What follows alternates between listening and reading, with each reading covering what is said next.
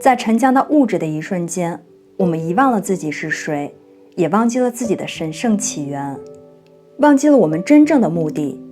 忘记了我们来自于合一。因此我们深陷并被囚禁在二元对立的矩阵牢笼之中，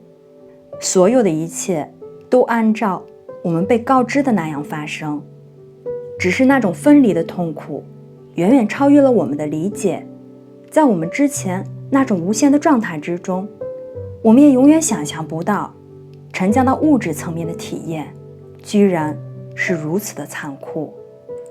刹那间，世外桃源一般的地球被帷幕包围了起来，不仅仅出现了帷幕，突然之间我们也被囚禁在时间、空间、分离、对立和两极分化的虚幻领域。合一看起来已经分崩离析，现在只有善和恶的两端占据了主导地位。这个时刻被称作天堂的陨落，尽管实际上陨落并没有发生，这一切仅仅是神圣计划中完美的一部分。当我们完全的沉降到物质层面的那一刻，我们把我们最新体验到的恐惧感和愤怒都导向了路西法。难道不是他背叛了我们，必让我们遭受到痛苦的吗？而这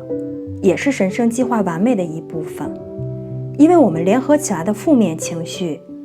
也充当了把路西法推进最浓稠密度的核心，也就是黑暗之心的方法。这也是他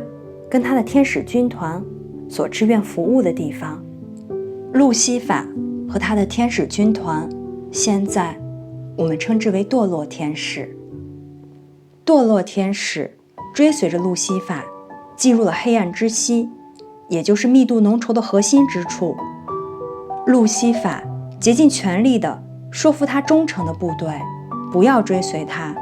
因为路西法知道他们当中很少有人可以强大到在将来艰巨的挑战中幸存下来，但是他们坚定的效忠合一的决心以及对路西法的忠诚推动着他们前进。他们当中的很少数还尚未归队，这些堕落天使也行走在我们之间，他们很好辨认，他们有着黑色的布满褶皱的翅膀，还有一双鬼魅的双眼。堕落天使经常会拒绝任何形式的帮助，有时候他们也会表现得充满了敌意，或者是在光和爱的临在当中匆匆地逃离。在理解了全部的故事之后，你就会对堕落天使充满了无尽的爱还有同情，因为他们为了我们所有的人走进了最黑暗的核心之处。我们可以感受到他们充满着巨大的痛苦，以及他们所承受的沉重的内疚感。但是在他们准备好有意识地回归到合一之前，我们只能用爱去拥抱他们，并且耐心地等待着他们不可避免的回归。因此路西法和他的堕落天使军团一直被封锁在二元对立的核心之处，被我们集体的恐惧感、不信任、背叛还有仇恨深深地封印着。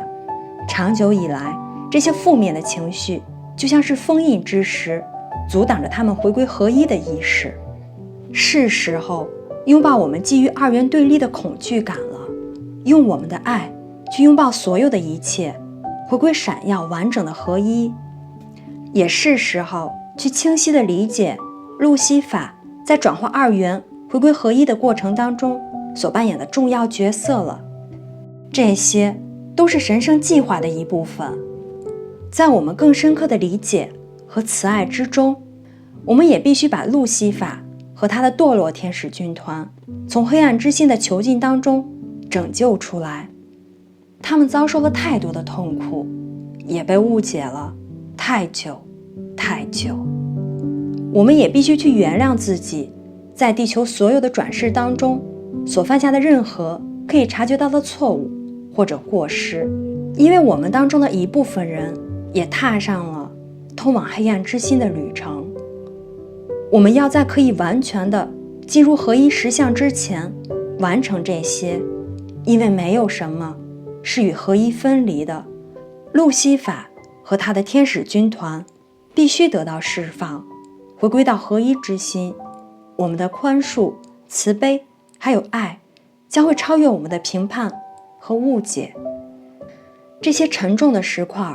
把路西法和他的天使军团困住在二元世界当中太久太久了。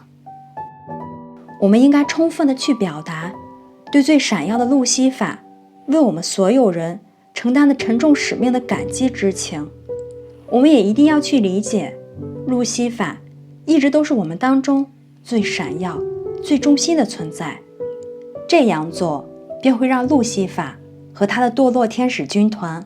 重新回归到合一之心。由此一来，我们便掌握了二元对立的核心教导。